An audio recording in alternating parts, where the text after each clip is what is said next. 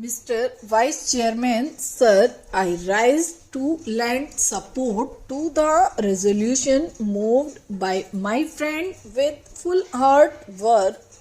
It is very correct that the present legal system of India is not an effective instrument of social change, as it is not a very effective instrument of social change. Naturally, it cannot provide social economic justice to the weaker sections of people, to the underprivileged people who form the majority in India. Sir, we all know that the old order change yielding place to new.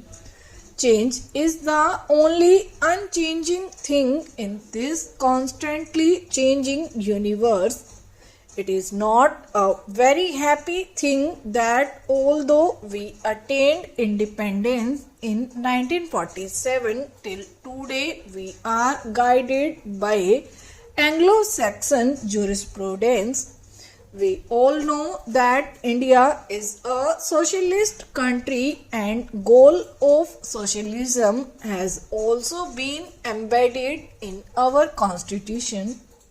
Can you achieve this socialistic goal through the present legal system? This is my question. I am sure none can give an affirmative answer.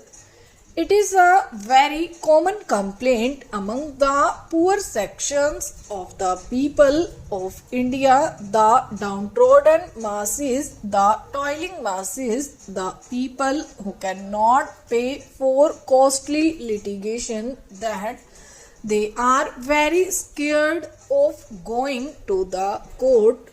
First, they are ignorant, then they have no money. They are very poor. The court of law for them is a sort of jigsaw puzzle.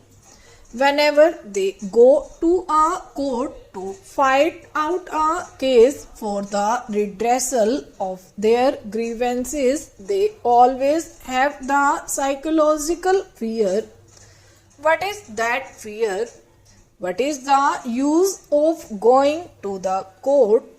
If I go to the court to fight out a case, for it will take 3 years to 10 years or maybe 20 years, who knows.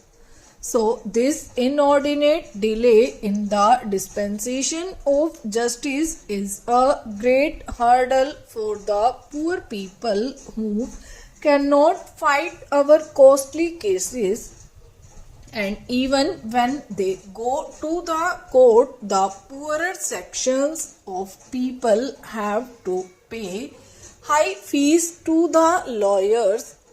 In the process, they lose all their property, lock, stock and barrel and whatever they already have.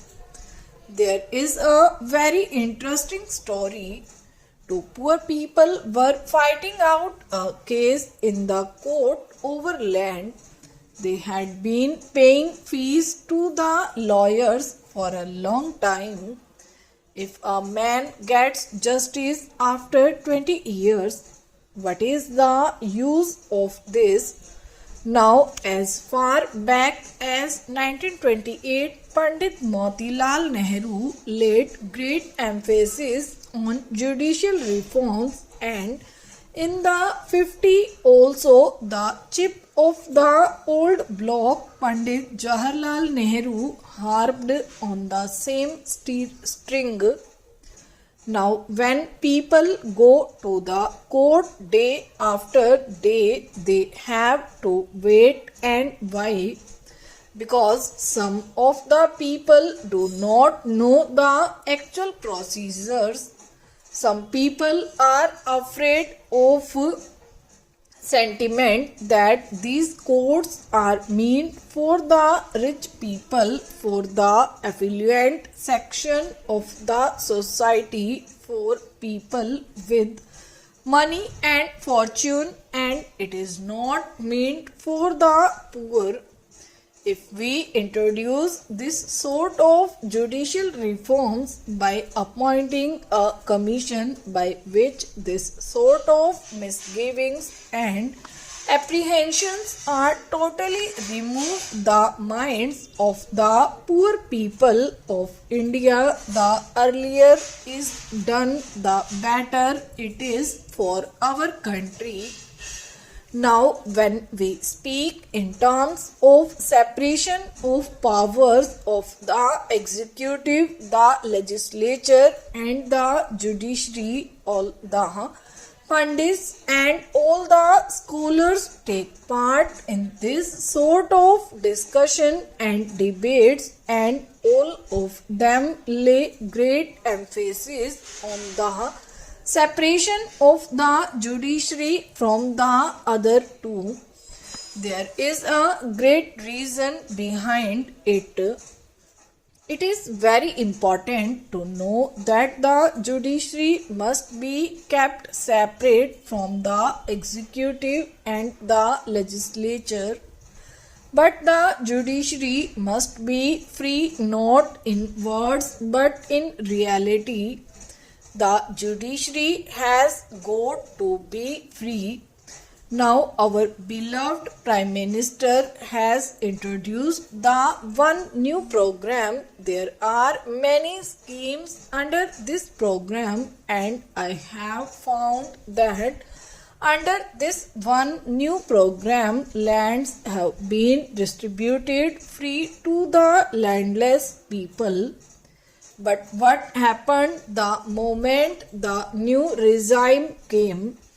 All the landlords came, swooped on them and took away the lands, and those poor people did not get any justice anywhere.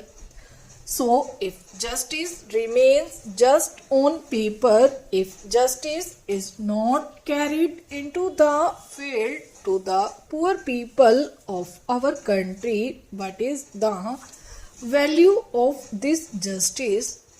I do not find any meaning in it. So, justice has got to be made effective, substantial, and cheap, and its dispensation must be very fast. Now I have gathered this knowledge that the National Law School of Bangalore has recommended that the law course should be for 5 years. I do not understand the reason behind it. 5 years is a very long time, and most of the poor parents cannot afford to defray the educational expenses of their sons and daughters who will have to pursue their studies for 5 long years.